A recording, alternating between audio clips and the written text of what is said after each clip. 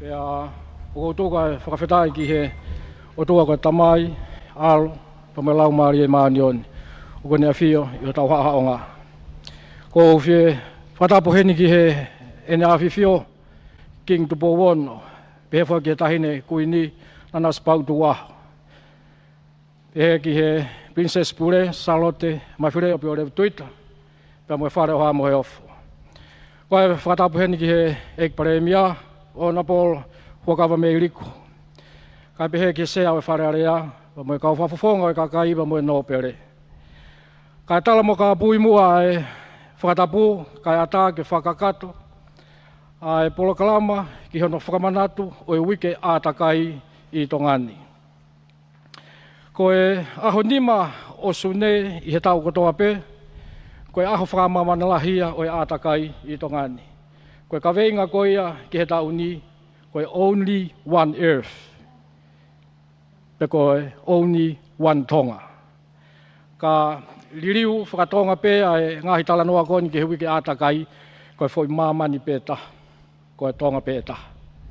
Ko e ka veinga ia o e tau ni pia ku whakamanatu ia i tongani, a o take ia potu ngāwe e Eke Minister ai Meidek pa mo potu ngāwe ātakai. Kamata e polokalama ko nina, kamata i he aho sāpate, pia hange pe ko anga mahe nina, whaatataki pe he ngahi siasi pe taha, pia nai whai pia mo e oau i ngahi lotu me mawanga keresi, ka nai liriu ki tau tolu e he COVID tahiwa, nai kore pe ki he ngahi siasi ke tau hufia ai polokalama ko ni. Ke kamata e tau polokalama ki he whiawhini, pia kou kore mua ai tārai ki whaiwhekau, Reverend Samsoni Tuyaki, whaiwhekau e wahenga saswesi ana whasmoia whi kenda taki tau tolu, aka tau lotu. Wow.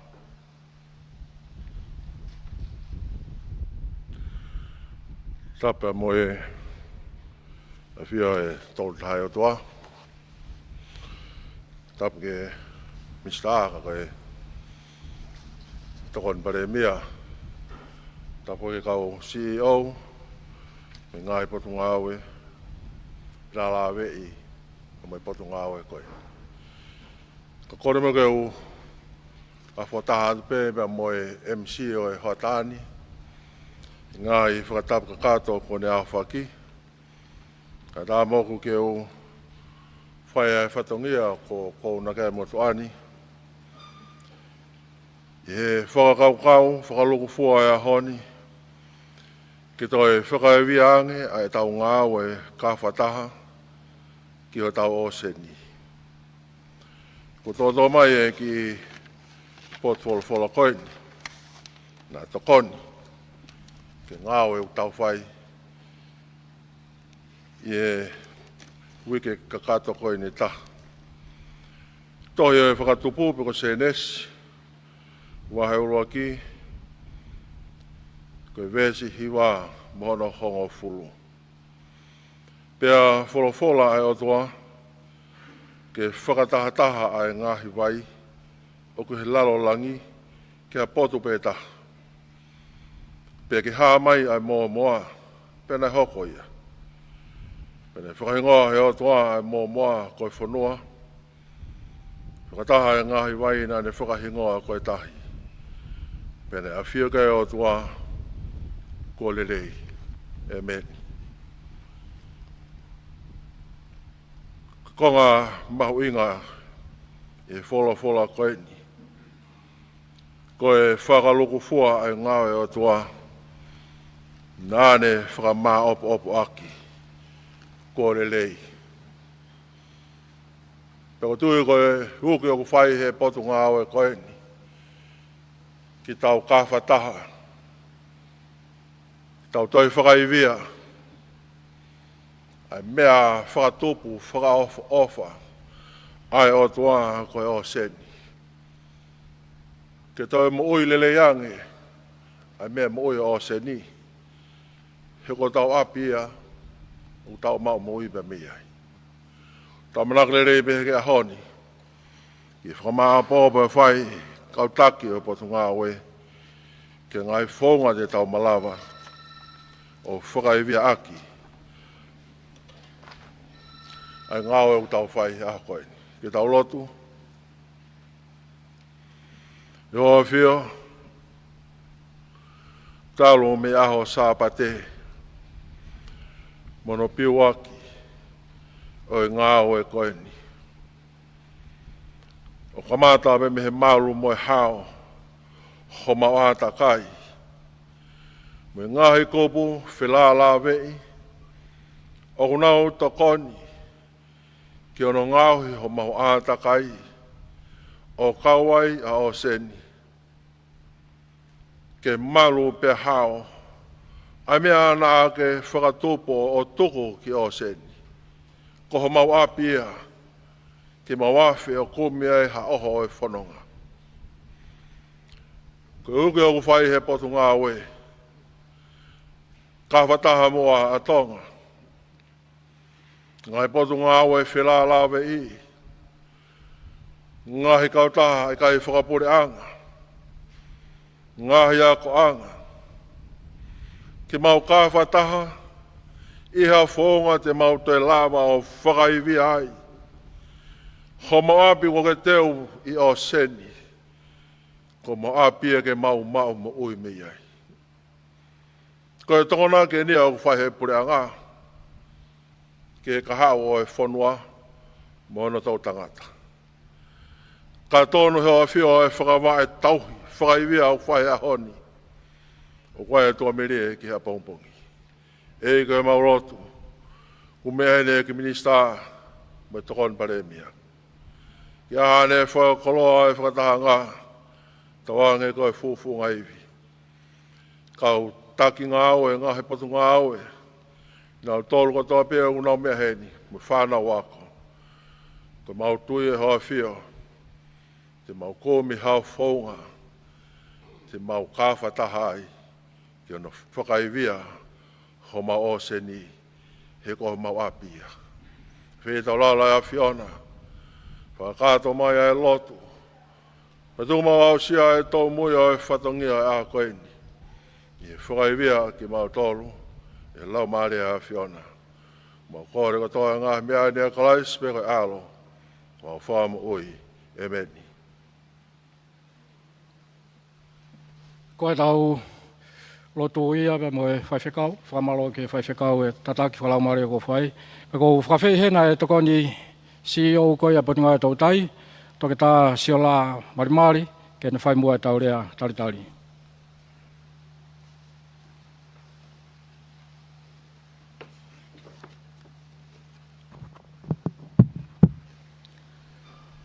Whatapu ki he o tua mafi. Gune a whio e tau lotolotonga. Whatapu ki he tui o Tonga. Tamako se astupo ono. Whatapu ki a kuini na spau. Whatapu ki he tahine prinsesi. Pure. Salote mawhire o pilorevu tuita. Mo e whare o Moimoi. Whatapu ki he hou eike o e whanua. Whatapu ki he pare mia o Tonga, ona bola wakao me iriku, mo he hou eik minister o e kabineti. Watapu atu ki he whakawhalang-langi, kako e tokon pare mia o Tonga, mo eik minister ki he potunga au e meidek, ona bola po astei. Watapu atu ki he tangatai ki whaiwhekau Samson Tuyaki. Watapu atu ki he kau pure ngā aue, e potu ngā aue mei teki, mo e kau pure ngā aue, ngahi potu ngā aue pure a ngā. Watapu atu ki he kau pure ako, au mā e si whānau ako, mo e kau whai ako. Kau whafofonga ngahi kupu whikau aki kotoa pē, mo ki mautolu kotoa pē, o tau lou nuku, i he Wharf ko Taufa'ahau tu pou whaa. Ke tau kau ngā whakamanatua, ai aho whakamamani lahi, oi o se ni, ya mui ātakai he ahoni. Kore ke u whakamalu atu, ke talaka kato e whanua, kia hūwhanga atu he lotu le rei, ko tataki aki, he whaiwhikau e polo kalama, ka u whakahamahama atu he whatongia, whaihan whakahoko, a rea taritari, o e polo kalama o e ahoni. Whawhetai he ofa, alo ofa e o tua mafi, kai whakalao ana tula, mo mea ko toa pē. Te whakawhainga maari e ai, ai whakalangi, ke ne mea mai, ki whakakoloa, ai ngā au e mahu inga koeni. Ai ako hono whakamanatua, o e aho whakamamani lahi, o e o se ni i tongani. O guatu ai whakalangi, ono tali rei e wheituuna. Ke tau kau whakataha i hono whakailongai, o e ngā au e mahu ingani, o hange koe whakaamu. Ke toi whakaai a e tau ngā au e whakataha ki ho tau o se ni. O atu whoki po hono tali rei a ki mou tolu ko toa pē, o tau lou nuku i he Wharf ko Taufa'ahau tupou whaa. Pa ko tau ngā au e whakataha, e ngahi polokalama ke he kehe, ke whakamanatua aki, ai aho whakamamani lahi o e o se ni, pia moe a takai foki. O tau whakataha mai koe uhi, koe mahu inga e o se ni pia moe a takai ki tongani. Pia moe tau mo ui, pia ko tau tukupaa foki, ke whakahoko hangahi ngā aue, ke malu, mo tokanga e kina, ko tau o se ni moe a takai. Koe ahoni foki o tau whakailonga iai, ai whainga maari e ke talatala noa, whakailo atu ki tongani. Ai mahu inga, mo lerei ko tau mau mei o seni. Pia pehe foki ke ngahi paloparema, ko tau whihanga hangai mo ia. Pia ke tau ngā ue whakataha, ki ho tau o seni mo ia takai, ke tu uloa. Ko uhi ko tau tangata o e lolo tonga, pia mo e kahau. Ko ia, ko atu e tali rei ki mautolu ko toa pē, pia mo e whakatauange ki o tua mafi, ke ni whakakoloa e ahoni, malo.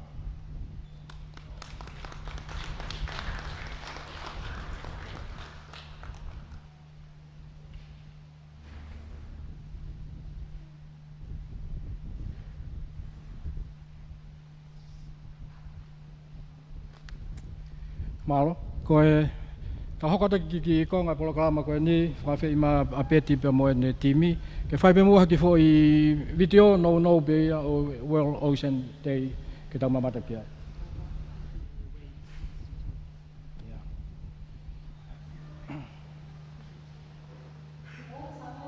It's Catherine Mentoring here. I'm the Executive Director of the Wade Institute. First of all, happy World Ocean Day. Tonga's ocean is an amazing place, as you all know. Some of the things that I think make it special are the coastal coral reefs, the seamounts that you have, and the fact that there's a Tonga Trench that is one of the deepest places on the planet. Some of you may recognize the backdrop from my comments of Swallow's Cave in Vava'u. It's one of my favorite places to take a jump in the water when I'm in town. And I think it's just an example of some of the incredible ocean assets that Tonga has. In my role in partnership with the government of Tonga, I've had the amazing opportunity to help co-lead an expedition to survey Tonga's nearshore waters. We did this in 2017. And this work taught me that while Tonga's coastal ocean environment faces a lot of impacts, that Tonga's ecosystems have the key components remaining that are necessary to ensure a resilient and productive ecosystem plan that protects 30% of its ocean space. This incredible accomplishment speaks to the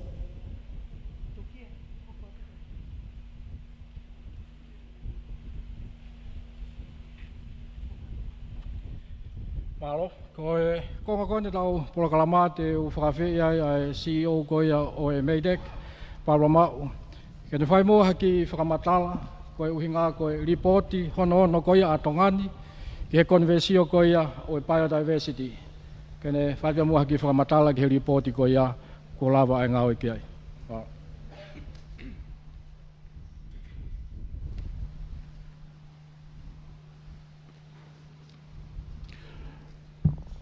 Ki ton premier pepe ki he pepe kau mo ka whaafe ko kore pe mua ke o hufangat e ngā hi tala whakatap kakato o e whonua pe amo e lotu kai kataki pe kai hoko te pōkamba hanga pe koe ko mo mea i o e malo e tau mau ki taimi no ko e ton premier e hili ni to fokat pe ki he falelea ka ko le pe mo ke hoko atu ai proklama hange pe ko ia ko mo mai o ko fo ke me hok ke tau mamani ke tau ata kai ko ngau pe tangata ka ko tau ngau ko ni hange ko fana wako mo bakabakai tratakai ke ngai te pili ko ni ngai pot ngau ngai kautaha ke no famatala te ngai me hoko pe pepe ke ngai ngau ko ia ke lava fa half ha ta foi mamani ka ko ngai mau ngai a ni ta famana tua e ahon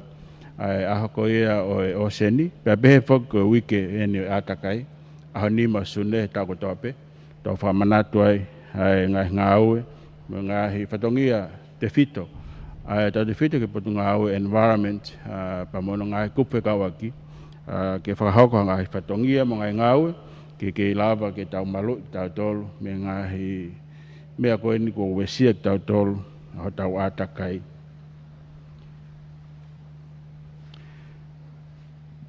The Hunga Tonga Hunga Pai volcanic eruption and the COVID-19 put limitations in celebrating these occasions this year.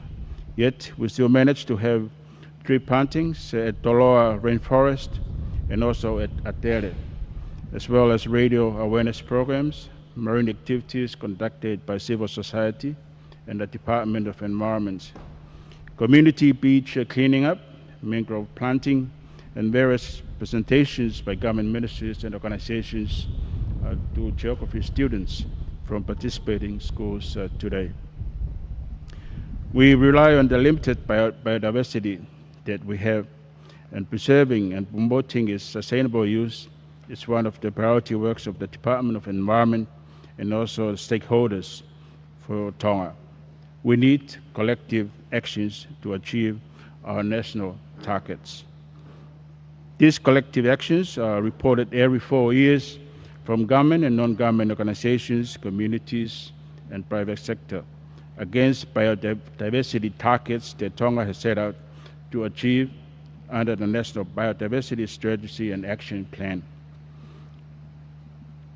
We will be launching today Tonga's 6th national report, and it is an essential tool to keep track of our progress towards living sustainably in harmony with nature and closely support the Sustainable Development Goals in Tonga's effort to end poverty, protect the planet, and ensure its people enjoy peace and prosperity.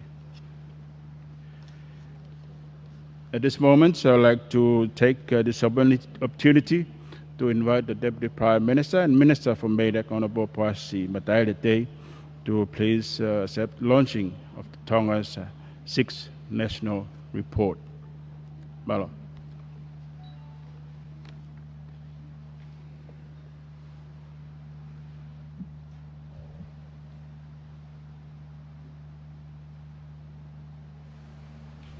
Toi whakeni ari ponti hono no whafonua a Tonga Krawe a takai mo o seni CEO Paula o ki he eknista o MEDEC karotoan premia Honorable Pasi Tei. Malo whawhi hena whawharangi ka ko eknista ia o MEDEC Honorable Pasi Tei for the keynote address from the launching e lau reporti whakafonua hono na Tongani ke konvensio ko ia biological diversity. Malo. Tape ke afio ai o mafi. Tape ke hau o fonua. Tamatui powono ka mai tai ne kuini nas pau. Ya ko kol formol molet ke hu fangat he talmal kakato. Ko afa ke hau fangan ka ta mo motuan ke fa hok watu e fa ha ko ni. Tau whaftai mau pe, ke ofa ai o toa mo ne whalaolawa na tula e honi. Lawai o tau whemataki he whunga mo ui. Pe mo ngahi monu ko tau peu tau to whangai he ngahi a honi. Ui kai koha ka venga si ai ngā ue ke malui ho tau o seni. Koe pesetu e fitunoa o mamani koe o sen. Tolnoa ai koe whonua. Pesete hiwa o tongani koe o sen. Pese te ta koe whonua. E koe ngā ue koe ke malu iho tau o seni, o kui kai ko Tonga ni pe. Pe kai ko Pasifiki pe, ka ko ngau ia o to don ke kau ki ai a man ko to.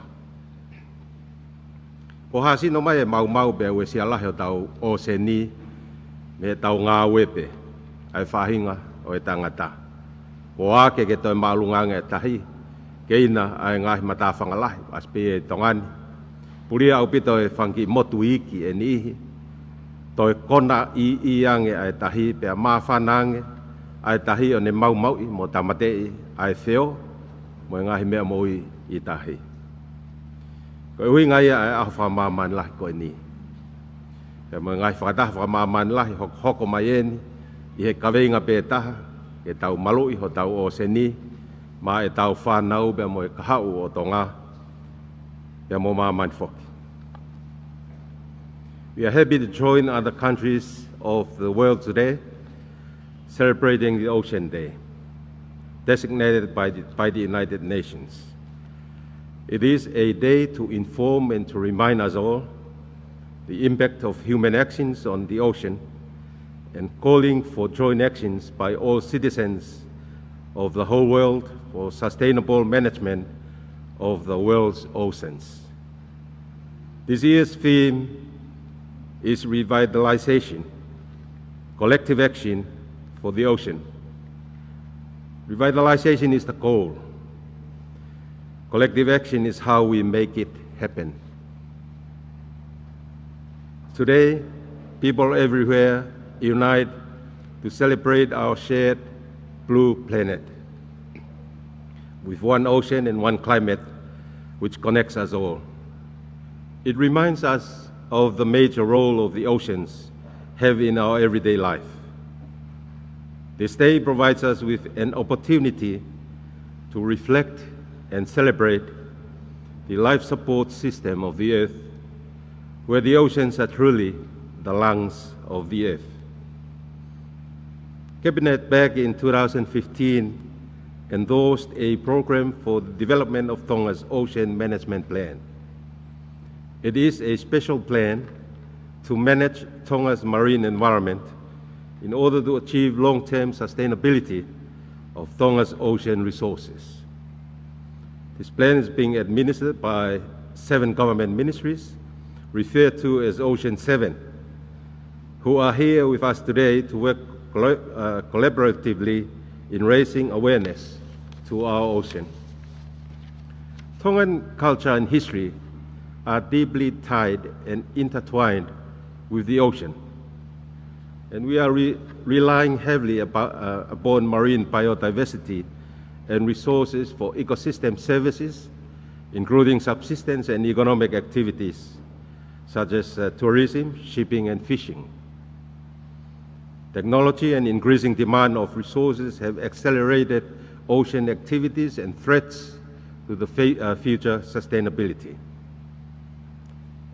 We should seize this opportunity, therefore, to initiate more actions, not only with the civil service, but also reaching out to the communities as well as the future custodians of our land, our children in schools, on how we can work together to revitalize and to have collective action for the ocean. By coincidence and in commemoration of World Ocean Day, it's a great honor to launch Tonga's 6th national report to the Convention on Biological Diversity. I wish you a happy World Oceans Day. Malo pita.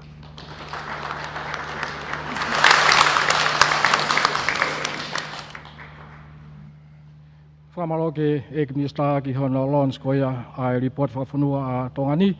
Pea koe konga whaosen e tau poloklama a whanau, pea kou tuiuk mo whiutatari mai ki ai.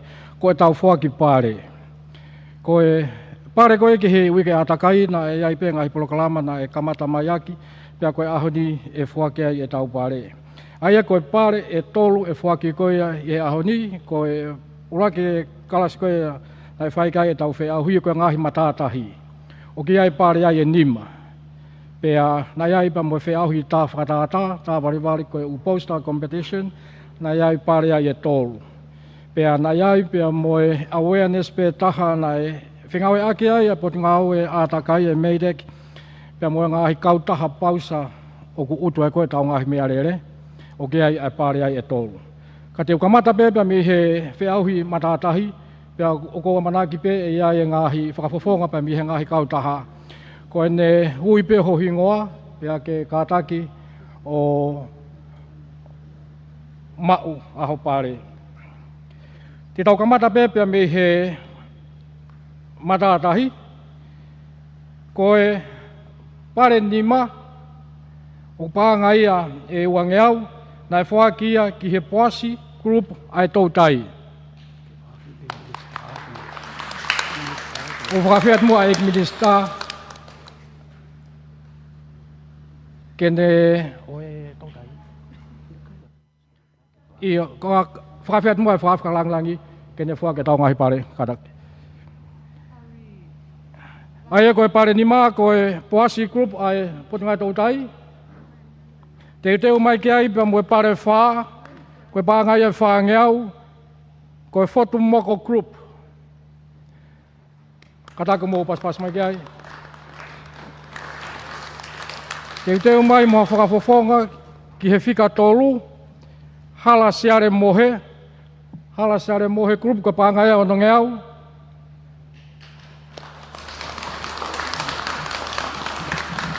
Koe pare whika ua, me vei tongo group, pare ia panga walu ngeau. Pea koe pare ulaki e tau whiauhi matātahi i he wāwhe ua wā wike ātakai, koe naha kalau group, koe panga ia tahawhe.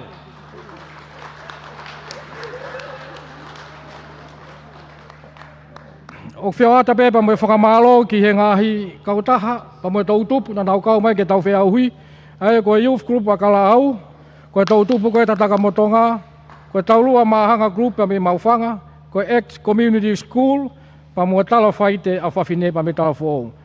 Ke tau hoko tai peke tau poster competition, ai koe pare ia e tolu, koe pare tolu ko Sione Mafi Junior, panga ia tolu ngeau.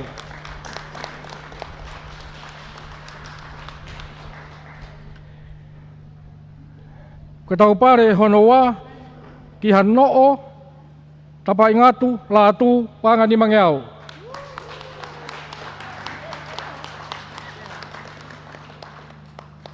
Pa koe tau pare uloaki, na whaake kia Sione Mafi Senior, koe panga walu ngeau.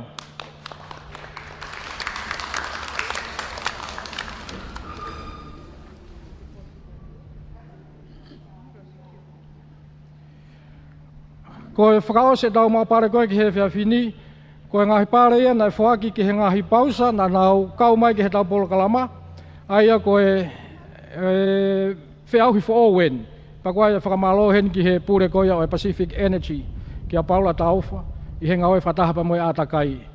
Nai lawai ke sivi a ngahi pausa koe ni, pia nai mahino, o kunau mau ai accredit ki hono hoko atu o e ngawe, pia ku mau kore e toi lahiange i he kahau. Koe kautaha koe ia ai E.M. Jones, pausa E.M. Jones pa me kolfo a nau kau mai ki programa koe ni. Nai kau mai ki heni ka moe Discovery Corporation, kua whapafongai. Koe certificate koe nau mau whake atu, ke mau tauhia e hokohokat e tau ngawe, pia koho mou pare o ke ai ngahi tanaki anga wewe, ngahi rubber spin, e tok whakakata dia pa me pot ngawe ātakai i he aho a pongpong pe. Pea moe whakausi koe Palu Trade i Malapo. Malo koe ngahi pausa katoa koe ni, mou kataki mau homo ngahi certificate pa mou tauhia, pea iai homo ngahi rubber spin, koe ngahi talang wewe whaowen e whake atuia me pot ngawe ātakai. Pea ko kore heni ke CEO koe ia e pot ngawe savea pa moe koloa whakanatula, ke te whae tau rea whakamalo.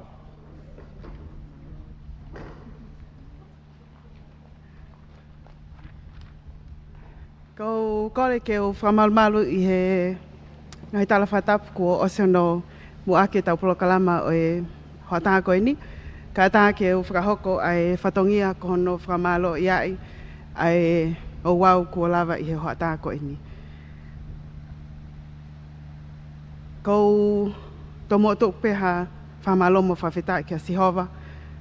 Ko hi ko tau au sia e polokalama, me whakaamu. Na e tataki aki, pe palane aki, ai polokalama o e aho ko e ni. Wikai ke whetūku ai whamalomo e whawhetai. Kana oua ai tataki a Sihova, e kai ke kakata whatongia o e whiaf ko e ni. Honourable Deputy Prime Minister, it is my pleasure to represent the Ocean 7 Technical Working Committee to thank you for your presence here today. We appreciate it's a very busy week, it's a very busy day, but you have taken time to support the work that we're doing, to mark the World Oceans Day, and to give us confidence that we will always be supported in the work that we are doing. Our humble thank you and gratitude for your time and for being with us this afternoon. Thank you to the Reverend for your blessings and your reminder that we are custodians of the resources and the riches of this earth and the oceans. The work that we do, we always hold in our heart that this is the work that we've been blessed with. This is the earth and the oceans we've been blessed with, and it is our duty to ensure that we look after it for current and for future generations. I want to say thank you to today's participants. Deputy Prime Minister, today's program, we focused on the students from high school, as you will see. Our first group left earlier, so we had a big group who was here. When I introduced them to today's program, I shared with them the reason why we decided to change the program this year and to focus on the young generation. These are the science and the geography students. We wanted to share with them our global commitment that we shall not leave anyone behind, our national commitment in our strategic development framework plan, that there's quality for life for all Tongans, and also the work that we're doing to ensure that the benefits and the sustainable use of our resources are intergenerational. They're for the current generations and for the future generations. So I want to thank all of the principals, all of the teachers and the students for participating in today's program. It means a lot that you have taken the time out. We understand you've all been locked away during the lockdown, and you're all back in the classrooms. So we wanted to share with you some practical examples and some practical exhibitions of the work that the government and the Ocean 7 is doing. I want to thank those participants in the competitions and the donors and the sponsors. And I hear Tuki is asking for your ongoing support, so we look forward to that as well. Whamalo atu I he poupou, pia mo tokoni mai, ki he polokalama. Oe hoata koe ni, pe mo aho koe ni, ka mai wike maho inga koe ni, oe atakai.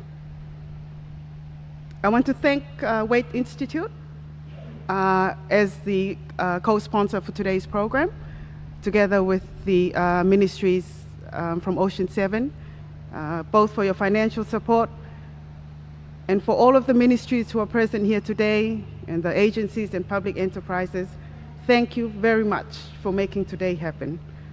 Honga apito ki he whinemotuani, ka umae ongo sea o kuna tataki ai polokalama o e Ocean 7, tui kolongahau halafihi, ko e CEO o e potngau e tautai, ka umaa Paula Mao, ko e CEO e Maidec, ko e ngahi palani, ma ngahi whakaukau, ma ngahi whotutu, tu kātope ki a Sihova, ka kono whakahoko ko whamaloa I ho mou, kau mai I he aho koe ni, ui whakavavave atu, ka ko e poupou o honga apito ka tek mauto. Ko amanaki pe ko e ngahi ka veinga ko mawahewahe at I he hoata koe ni, ngahi poupou, pai mo ngahi tukupā, tokon pale mia ke hoko ata whakahok whatongia komiti koe ni, ka umai ngahi pot ngau e kuna whawhawhonga te ngau I maho inga koe ni, ke hoko ata I pe I he kahau. Ho tu a whai ki at mahalo.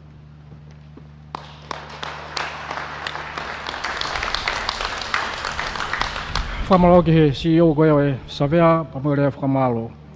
Ko e whakausi pe ko e whamalo ki he kau sponsors, TCC, pe acknowledge pe tokanga mai pe a peti ki he Weight Institute. Ko ngā koe ngā key message, pe au tau whakampe e kei hoko atu ai whengawe aki i he i o seni, pa matonga mono atakai. Ko whakawhia tēnei tangatai kwai whekau, ke whakawase tau programa ki he whiawhini. Malo.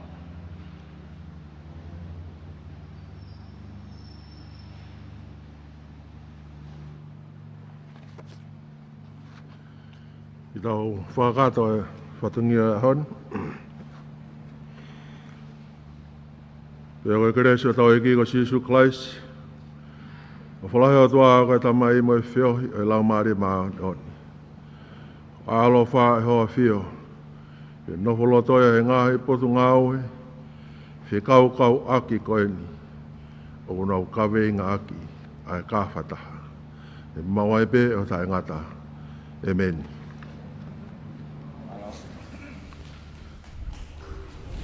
Ne motu mea mai ki he programa makehe aho no whamanatu ko ia o e aho whamamanahi o e o seni whataha pia moho no kakato e ripoti whawhonua a Tonga whilawe i pia mo e biological diversity ai ko e wakai ko ia ki he tuunga o e tau he ātakai pia mo e whaunga ko ia ki he ngahi maonga mo ui kawai e o seni pea mo whilawe i koe ātakai, pea mo ngahi ngāo e whao koe whahinga e tangata.